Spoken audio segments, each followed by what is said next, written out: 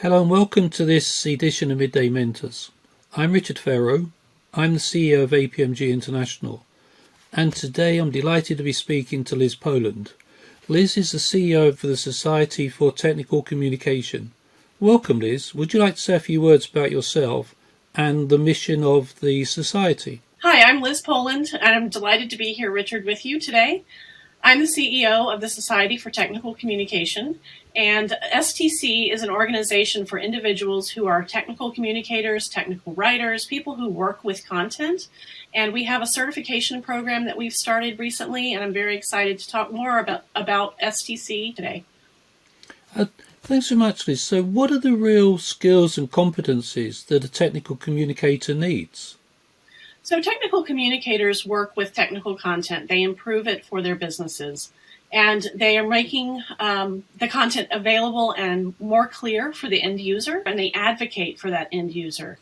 So they often work with information that accompanies a product or a service, and they work with multiple types of content, and they work in every imaginable industry. So they need to be able to write well and communicate well. And they also work on multiple types and forms of content. So they're not just writing content, but they're also creating video in multiple different modes of content, such as self-help and different kinds of websites. And they also work in every imaginable industry. So if you can think about the different industries that exist, such as software, hardware, and manufacturing, but they also work in transportation, aviation and aerospace. They work in healthcare and pharmaceutical industries, financial services and banking, and they work with government agencies and the military, even entertainment and creative services. It sounds fascinating. So your members then, they have a skill that enables them to work across any industry sector and get the key messages from that sector and translate that and present that to the end user. So they're really a bit like an investigative journalist, are they? Or is it, how would you describe them to the layman in the street? Because before I met you, I didn't know there was a profession of technical communicators. Clearly, it's very obvious that there is, but I hadn't seen it as a key role, as an individual role, rather than something that somebody within that industry wrote. But you've turned my perception on its head. I'm glad you said investigative and journalists, because while they aren't necessarily journalists, technical communicators have to be very curious about the industry that they work in. And the best way for me to explain to a layman what a technical communicator does day to day is to give an example. So think of any product or service that you own, or maybe that you're very familiar with. Let's take, for example, a car. If you own a car, you know about the manual you got with your car. It was a paper manual, probably very thick. And a technical communicator wrote that manual. But they didn't just write the content in it. They did interviews with users. They worked with a team of stakeholders, like all the way from the marketing team down to the product delivery team. And they worked on every possible type of content that went with that. So you may just be familiar with the manual, but if you look online, if you own a Honda, for example, you'll be able to find all kinds of self-help guides, user guides, video tutorials, various types of products that go along with that car that you've bought. As I mentioned earlier, they're advocates for the end user. They want to make sure that the company that's making this product is allowing the content of the product to be used in the most safe way and the way it was meant to be used for that product. That's fascinating, Liz. I can always remember the early days of flat pack furniture and how difficult some of those instructions were. So it's great to know there are people, professionals in the world that have made that a lot easier for us over the years. But the thing that also fascinates me about the work that you do and your certification programs and your general information and guidance that you put out, and that is that I understand lots of universities are supporting what you're doing and actually teaching information that you've prepared, that you provide to their students. Why do you think it is that the universities see the need for the students of today to be able to be technical communicators? Well, first of all, technical communication is a huge field in universities. There are over 300 universities offering degrees in 300? Yes, and at various levels, yes, but 300 universities have this as a degree program from their from their university, from their institution.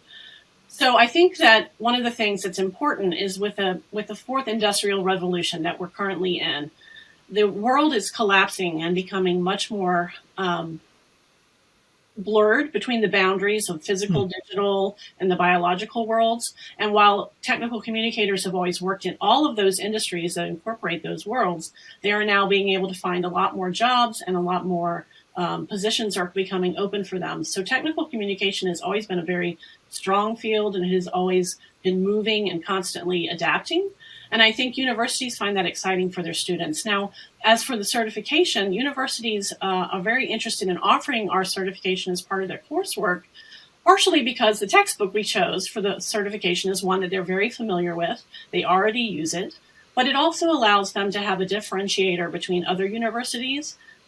Providing students with this credential at the end of a program is a bonus. In addition to a degree, they're able to get a credential that allows them to then go out and find their first job, especially if they don't intend to continue on in school. If their degree that they're receiving is terminal, then they're headed out to the workplace. And sometimes there's a gap between what you learn in a university and what you get with your degree program and what you need in the workplace, right? So this provides those students with something that really sets them apart when they're looking for their first job. You talk about the fourth generation industrial revolution and those sorts of words. And when I think about that, I think about artificial intelligence and I think about machines. But the way you describe it, there's clearly the machines will do some things, but we still need the personal touch. We still need the human involved. So do you think your members and these graduates who are learning about technical communication are going to provide that human touch so the rest of us can understand what the technology is doing for us and how we can benefit from it? Oh, yes. I feel very strongly about this. I think that there has been a lot of fear about the machine industry and machine learning taking over jobs from technical communicators. And what we've found is that is absolutely not the case. Computers can do so much, but they don't have that same thinking ability that a human does. And it's going to require humans to be involved to teach the computer to do what it's going to do to move forward. So I don't think there will ever be a time when, even if machines get as smart as they can and become, that there won't be a need for human factor involved with production and delivery and users. And with this growth in technology, how do you see the advice, the guidance that you give and your certification programs sort of evolving over the next sort of 3 to 5 years? If we went forward to 2025 and you were looking back, what would you have liked to have achieved as your role as CEO of the society?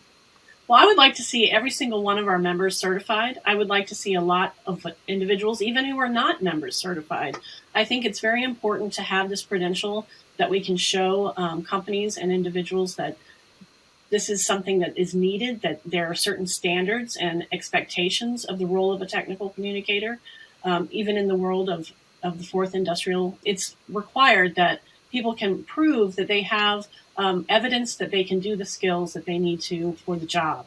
I think in 5 years, we're going to see that happen. As you know, working with a lot of certifications, it takes a long time for a certification to sort of get its roots, but we've seen that growing now. We've launched the foundation and practitioner levels, and the next level will be the expert level that we intend to launch soon. I think it'll be in the next year.